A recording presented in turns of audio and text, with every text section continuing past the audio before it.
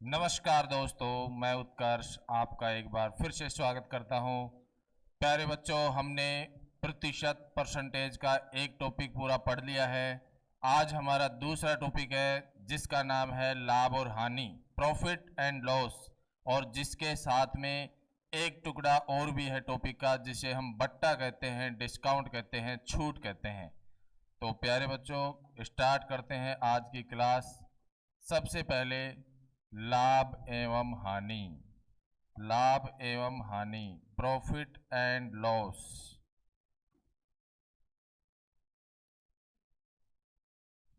एवं हानि, profit and loss. नाम से ही स्पष्ट है, वस्तुओं को बेचने पर होने वाले लाभ और हानि की चर्चा करेंगे यहाँ पर हम। प्यारे बच्चों, कोई भी दुकानदार जो है वस्तुओं को खरीदता है और बेचता है, दोनों ही कंडीशन में या तो उसे लाभ होगा या फिर उसे हानि होगी। तो सबसे पहले तो हम प्रॉफिट लॉस के लिए कुछ बेसिक छोटे छोटे पॉइंट हैं, उन पॉइंटों को समझेंगे, फिर उसके बाद हम टॉपिक की चर्चा करेंगे। सबसे पहले नंबर एक होता है प्यारे बच्चों क्रय मूल्य। क्रय मूल्य जिसे हम कॉस्ट प्राइस भी कहते हैं। क्रय मूल्य क्या होता है?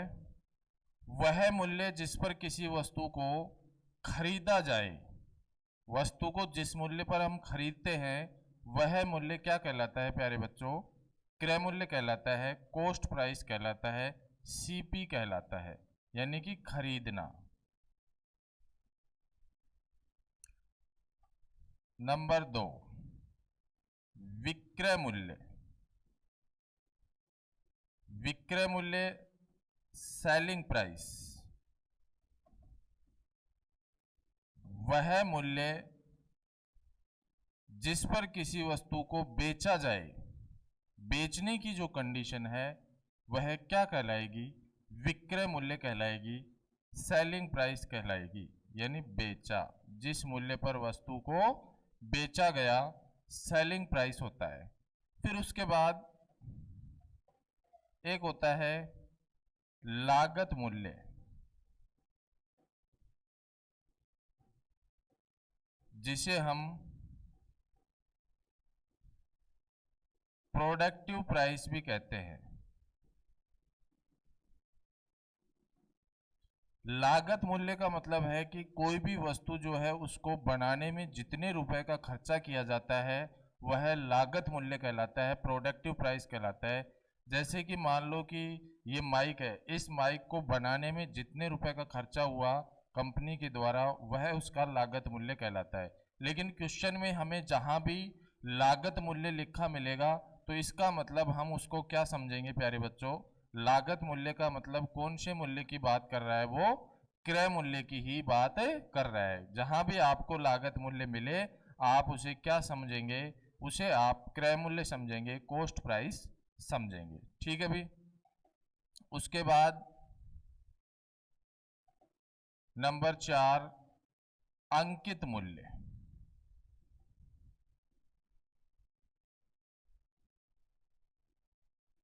MRP या MP,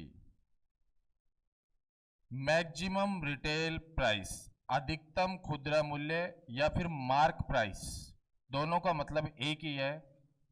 अंकित मूल्य क्या होता है?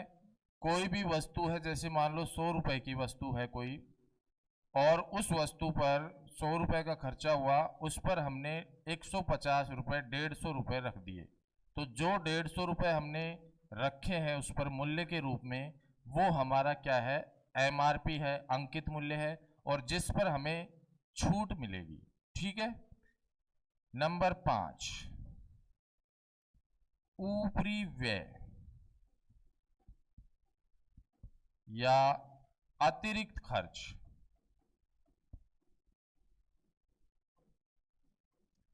Extra expenditure. एक्स्ट्रा एक्सपेंडिचर क्या होता है भी? जैसे मान लो कि आपने कोई पुरानी साइकिल खरीदी 2000 रुपए में, और आपने उस पर 400 रुपये खर्च कर दिए उसकी मरम्मत करवाने में, और 100 रुपये का खर्चा कर दिया परिवहन में, यानी दुकान से या जहाँ से भी आपने खरीदी वहाँ से और अपने घर तक लाने में 100 रुपये का किराया लगा दिया और 400 रुपये मरम्मत करवा दिया आपने। इसका मतलब जो हमने 500 रुपये खर्च कर दिए 2000 के अलावा, वो क्या कहलाता है?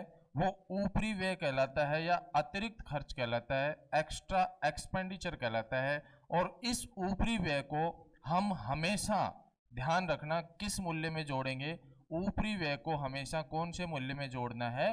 क्रय मूल्य में जोड़ना है। कहने का मतलब वो साइकिल आपने 2000 में खरीदी और 500 रुपये जो एक्स्ट्रा खर्च कर दिए उनको आप क्रय मूल्य में जोड़ेंगे तो वो साइकिल आपके लिए 2500 रुपये की हो गई।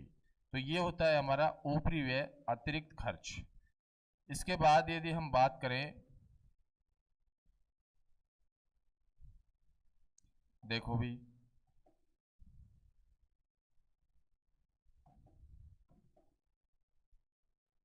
नंबर 6, लाभ,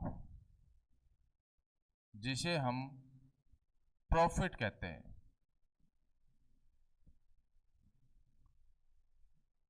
देखो दोस्तों, लाभ कब होगा? जब कोई वस्तु हम कम रुपए में खरीदें और ज़्यादा रुपए में बेच दें, यानी कि उसका क्रय मूल्य जो है उसका मान कम हो और विक्रय मूल्य का मान अधिक हो, तो हमें क्या होगा?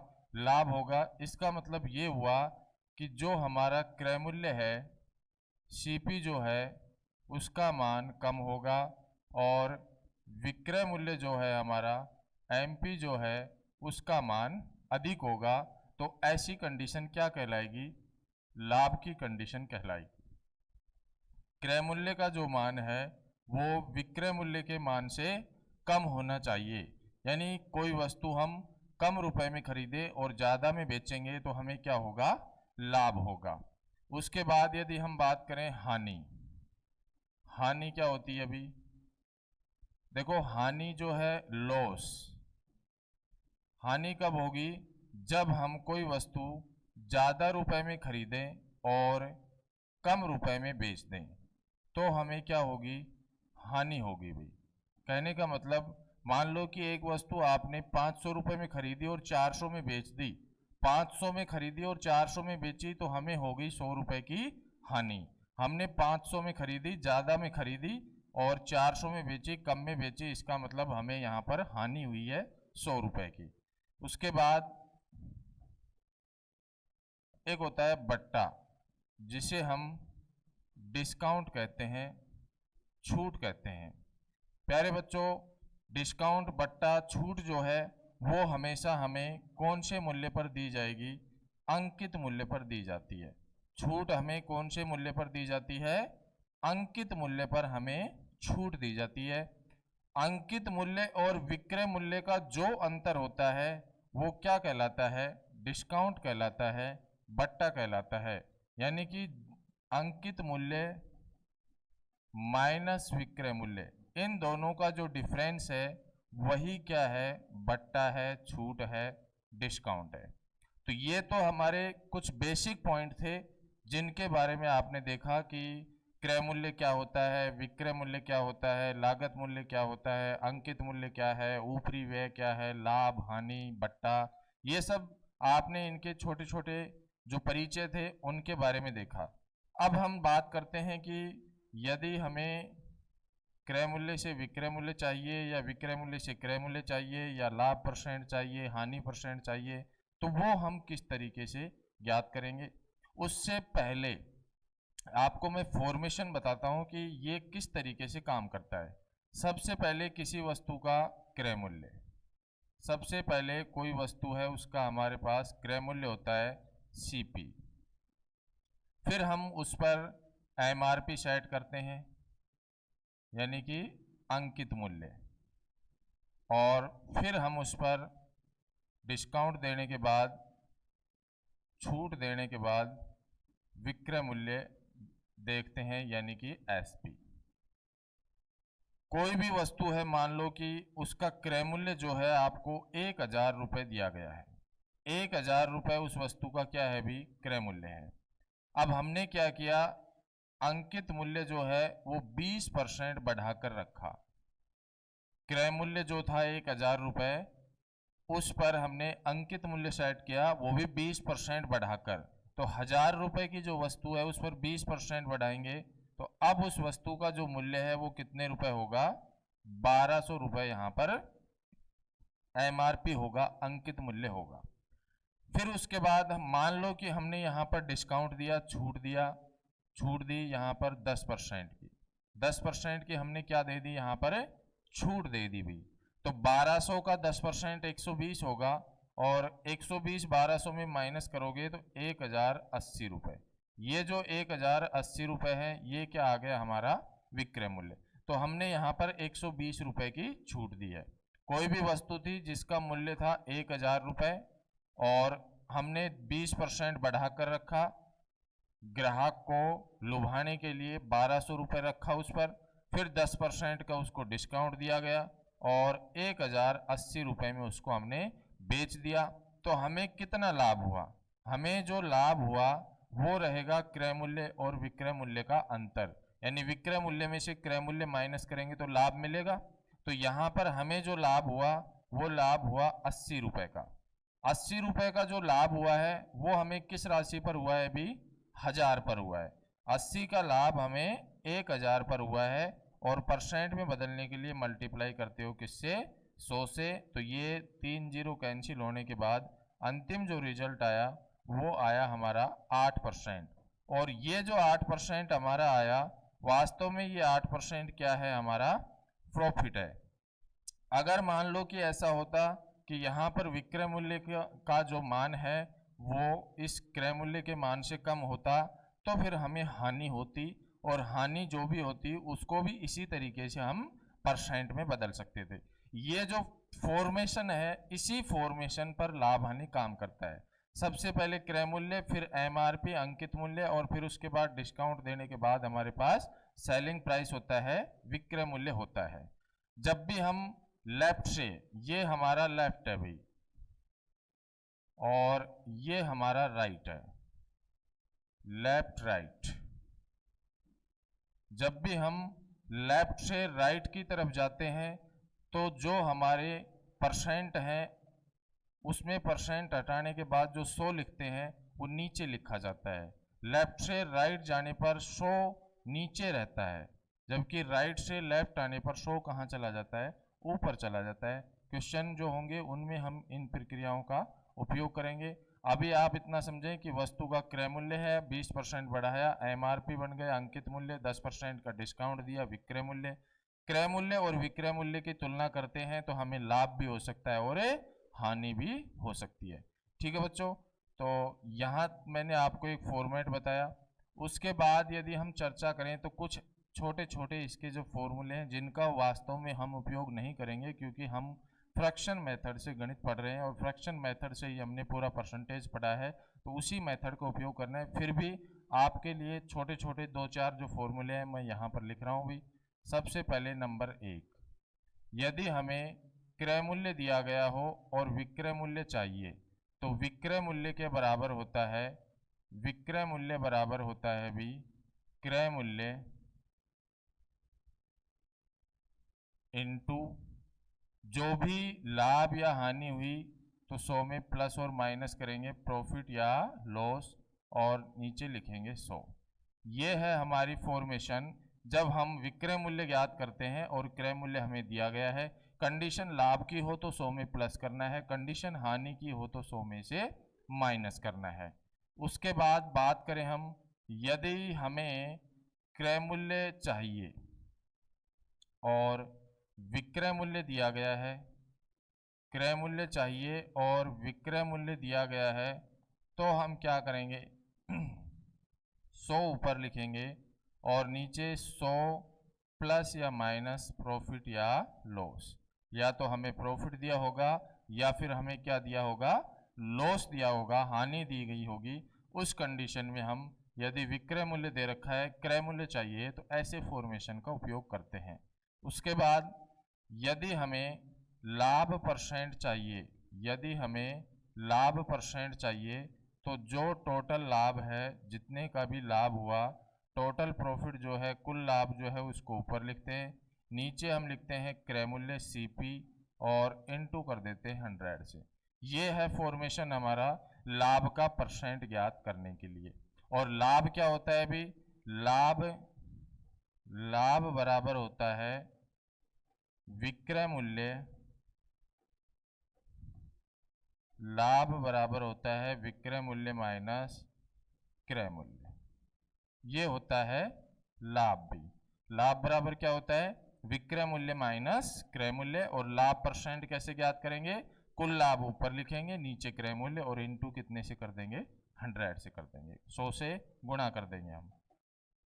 इसी प्रकार से यदि हमें हानि परसेंट के बारे में पूछा जाए, हानि परसेंट, तो भी हम क्या करेंगे? टोटल जो हानि हुई है, कुल जो हानि है उसको ऊपर रखना है और नीचे हम भाग लगाएंगे क्रय मूल्य का और इनटू कर देंगे 100 से। कहने का मतलब ये है, चाहे आप लाभ परसेंट ज्ञात करें चाहे हानि परसेंट, दोनों ही कंडीशन में भाग आपको क्रय मूल्य का ही लगाना है। परसेंट में बदलने के लिए क्रय मूल्य का ही भाग लगेगा। और हानि परसेंट जो है या हानि जो है हमारी, वो कैसे ज्ञात करते हैं हम? हानि यदि हमें चाहिए तो हम क्या करेंगे? जो हमारा क्रय मूल्य है उसमें से माइनस कर देंगे किसको? विक्रय मूल्य को। यदि क्रय मूल्य में से विक्रय मूल्य को हम माइनस कर दें तो हमें हानि के बारे में पता लग सकता है। और हानि परसेंट चाहिए तो कुल हानि को हम ऊपर रखेंगे, भाग लगाएंगे क्रय मूल्य का और इनटू कर देंगे, गुणा कर देंगे किससे? 100 से। इस तरीके से आपको कैलकुलेशन करनी है अभी हानि परसेंट के लिए। इसके बाद हम बात करें अंकित मूल्य के लिए, तो अंकित मूल्य जो होता है प्यारे बच्चों और विक्रय मूल्य जो होता है, उन दोनों का डिफरेंस बट्टा कहलाता है। तो यदि हमें बट्टा परसेंट चाहिए, यदि हमें बट्टा परसेंट चाहिए तो हम कुल बट्टा ऊपर रखेंगे, जितना भी हमें डिस्काउंट दिया गया है, बट्टा दिया गया है, वो ऊपर रखेंगे और भाग लगाएंगे किसका? अंकित मूल्य का। बट्टा परसेंट बनाने के लिए किसका भाग लगाया जाता है? अंकित मूल्य का भाग लगाया जाता है और इनटू कर देंगे हम किससे? 100 से, 100 से। ठीक है भाई। और यदि हमें यहाँ पर बट्टा यदि हमें राशि के रूप में चाहिए तो हम बट्टा कैसे ज्ञात करते हैं? अंकित मूल्य माइनस कर देते हैं इसमें से, अंकित मूल्य में से हम माइनस कर देते हैं विक्रय मूल्य को, तो हमें क्या मिलता है प्यारे बच्चों?